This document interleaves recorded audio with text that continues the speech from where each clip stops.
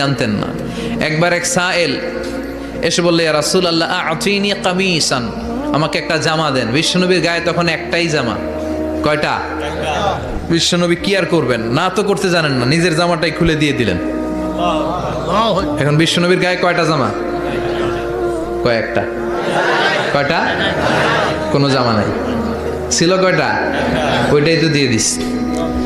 আল্লাহ বিশ্বনবীরে বললেন, ওয়াল্লাযীনা ইযা আনফাকু লাম ইউসরিফু ওয়া লাম ইয়াকতুরু ওয়া কানা বাইনা যালিকা কাওয়ামা। মুমিনদের বৈশিষ্ট্য হবে এমন, যখন দান করবে, দান করতে যে অপচয় করবে না, কিপটামিও করবে না, মাঝামাঝি। সুবহানাল্লাহ। মানে বুঝালেন নবী, আপনার যদি দুইটা জামা থাকতো না হয় একটা দিতেন। ছিল কয়টা? তো ওইটা যে দিয়েছেন আপনি গায়ে দিবেন কি? কি নবী ছিল? একটা ছিল, একটাই দিয়ে দিছে। সুবহানাল্লাহ পড়েন। এজন্য যারা সাইল, ফরিয়াদীদেরকে তাড়িয়ে দেয়া যাবে না। উপরের হাত নিচের হাতের চেয়ে উত্তম। যারা দান করে, যারা সাইল ফরিয়াদীদেরকে দেয়, ভিক্ষুকদেরকে যারা দেয়, তাদেরকে পছন্দ করে কে? দে যাকাত, দে যাকাত, তোরা দে রে যাকাত, তোর দিল খুলবে পরে, আগে খুলু খাত। দে যাকাত, দে যাকাত, তোরা দে রে যাকাত। ঠিক কি না? দানশীলদের পছন্দ করে কে? আল্লাহ কৃপণদেরকে পছন্দ করে না। আল্লাহ দানশীলদেরকে পছন্দ করে। ডান হাত যা দান করে, বাম হাত তা জানে না। তার মানে গোপন দান। কি দান?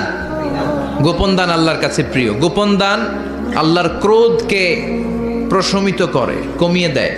আপনার কোনো পাপ কাজের কারণে আল্লাহ যদি আপনার উপর রেগে থাকে, আপনি গোপন কিছু সাদাকা করবেন, দেখবেন আল্লাহর রাগ কমে গিয়েছে, আল্লাহ আপনার উপর খুশি হয়ে গিয়েছে। সুবহানাল্লাহ পড়েন। কিন্তু লোক দেখানো যদি 1 কোটি টাকা দেন, অমুক ভাই মসজিদের জন্য দান করেছে 5 লক্ষ টাকা, বলেন মারহাবা। ভাই কয় মারহাবা।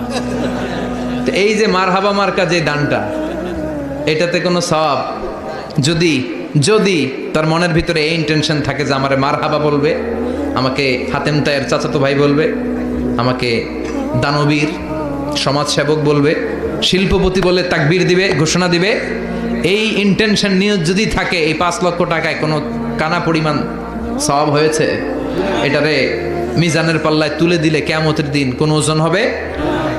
কিন্তু আল্লাহরে খুশি করার জন্য 1 টাকা দিয়েছেন দান বক্সে। জুমার দিন বক্স যায় না, দান বক্স, 1 টাকার কয়েন টুপ করে ফেলে দিলেন, একজনকে দেখানোর জন্য দিলেন। তিনি কে? আল্লাহ। ওইটাকে উহুদ পাহাড়ের সমান ভারী করে আপনার আমল নামে আল্লাহ তুলে দিবে।